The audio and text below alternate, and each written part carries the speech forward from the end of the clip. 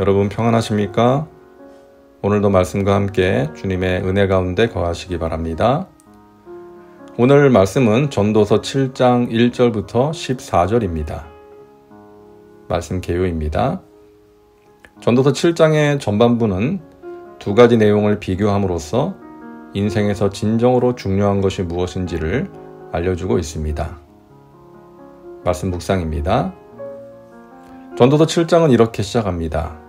좋은 이름이 좋은 기름보다 낫고 죽는 날이 출생하는 날보다 나으며. 여기서 좋은 이름은 어떤 사람에 대한 평가를 말합니다. 그 사람은 어떤 사람이야? 또는 어떤 사람이었어? 이런 평가를 말하는 것이죠. 사람들로부터 좋은 평을 들으려면 단순히 돈이 많거나 지위가 높은 것으로는 부족합니다. 그 사람의 사람 됨됨이가 중요한 것이죠. 다른 사람을 위해서 좋은 일을 하고 도덕성에 흠이 없어야 합니다. 아무리 높은 자리에서 많은 것을 가지고 누리며 살았다 해도 다른 사람을 위해 별로 한 일이 없고 또 도덕적으로 깨끗하지 못하다면 그 사람은 좋은 이름을 가질 수가 없는 것입니다. 그리고 좋은 기름은 어떤 사람이 가진 재산을 말합니다.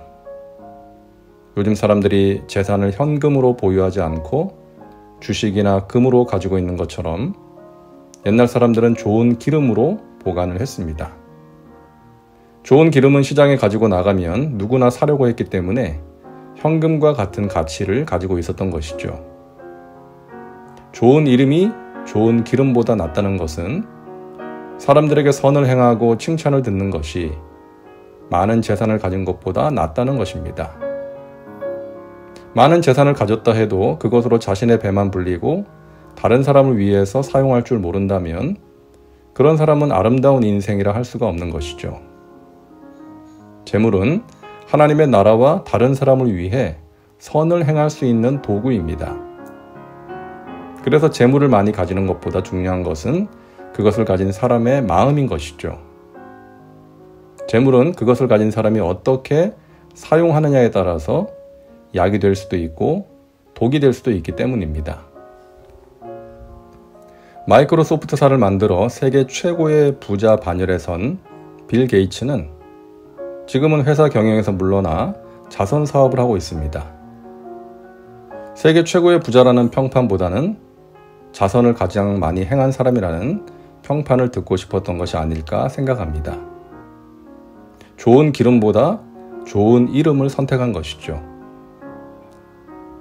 1절 하반절을 보면 죽는 날이 출생하는 날보다 낫다라고 말씀합니다. 이 말씀을 문자 그대로 이해하려고 하면 이해가 잘 되지 않을 수 있는데요. 여기서 죽는 날은 슬픈 날이고 출생하는 날은 기쁜 날이기 때문이죠.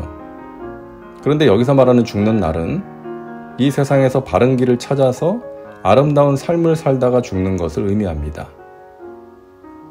사도 바울이 말하는 것처럼 자신이 달려가야 할 길을 다 달리고 믿음을 지킨 경우를 말하는 것이죠. 그런가 하면 한 사람이 출생하는 날은 분명히 기쁜 날입니다. 그러나 그 사람이 앞으로 평생을 의미 있고 아름답게 살 것인지는 알 수가 없는 것이죠. 많은 사람들이 그렇게 살지 못하기 때문입니다. 그래서 아름답게 살다가 죽는 날이 출생하는 날보다 더 낫다는 그런 표현을 한 것입니다. 2절입니다. 초상집에 가는 것이 잔치집에 가는 것보다 나으니 모든 사람의 끝이 이와 같이 됨이라. 산자는 이것을 그의 마음에 둘지어다. 사람들은 누구나 초상집에 가는 것보다는 잔치집에 가는 것을 좋아할 것입니다. 초상집에는 슬픔이 있고 잔치집에는 즐거움이 있기 때문이죠. 그러나 성경은 초상집에 가는 것이 잔치집에 가는 것보다 낫다라고 말씀합니다. 그 이유는 초상집에서는 인생의 끝을 보게 되고 그것을 생각하게 되기 때문입니다. 한 사람의 인생을 생각하면서 자기 자신을 돌아볼 수 있는 기회를 갖게 되는 것이죠. 슬픔이 웃음보다 나음은 얼굴에 근심하는 것이 마음에 유익하기 때문이니라. 우리는 슬픔과 근심을 통해 인생을 진지하게 성찰할 수 있습니다. 자신을 돌아보고 변화의 길로 나아갈 수 있는 것이죠. 그래서 그런 슬픔과 근심이 아무 생각 없이 세상을 따라가면서 잠시 즐거워하며 웃는 것보다 낫다고 말씀하는 것입니다. 지혜자의 마음은 초상집에 있으되 우매한 자의 마음은 혼인집에 있느니라. 앞의 말씀을 다시금 강조해서 하는 말씀이죠. 초상집에서 한 사람의 죽음을 보면서 자신의 인생이 나중에 하나님과 사람들에게 어떤 평가를 받을 것인지를 생각하는 사람이 지혜로운 사람이라는 것입니다. 나중에 우리는 반드시 하나님 앞에 서게 될 것입니다. 그날에 하나님께서 나에게 뭐라고 말씀하실까를 생각하며 살아가야 하는 것입니다. 그런 사람이 지혜로운 사람이고 그런 사람이 아름다운 인생을 살아갈 수가 있는 것입니다. 14절입니다.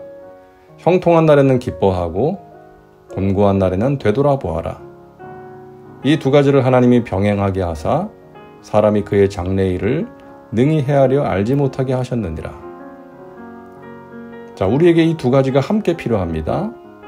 하나님께서 우리의 길을 형통하게 하실 때에는 기뻐하며 하나님께 감사하는 것입니다. 반대로 공고한 날을 만날 때에는 하나님 앞에서 자신의 삶을 되돌아보는 것입니다. 하나님께서 이 두 가지를 병행하게 하신다고 말씀하십니다. 형통하기만 하다면 사람이 교만해질 수 있고 자신의 모습을 볼 수가 없기 때문입니다. 자신의 모습을 보는 것이 중요합니다. 그러하므로 버릴 것은 과감히 버리고 돌이킬 것은 돌이키고 변화되어야 합니다. 하나님께서 기뻐하시는 모습으로 나가야 합니다. 그런 사람이 후회 없는 아름다운 인생을 살아갈 수가 있습니다. 다음은 말씀 적용입니다. 오늘 말씀을 통해 당신에게 주시는 메시지는 무엇입니까? 당신 자신과 삶의 현장에 구체적으로 적용하시기 바랍니다. 이제 기도합니다. 사랑과 은혜가 풍성하신 하나님, 오늘도 말씀과 함께 살게 하시니 감사합니다. 우리의 인생이 아름다운 인생, 후회 없는 인생이 되기를 원합니다. 하나님과 사람들 앞에서 좋은 평을 들을 수 있는 인생이 되게 하여 주시옵소서. 형통한 날에는 기뻐하고 공고한 날에는 자신을 되돌아봄으로써 우리의 삶이 보다 나은 삶, 보다 아름다운 삶이 되게 하옵소서. 우매한 자가 아닌 지혜로운 자로 살게 하옵소서. 예수님의 이름으로 기도하옵나이다. 아멘. 오늘도 말씀과 함께 은혜 가운데 거하시기 바랍니다. 여러분 사랑하고 축복합니다.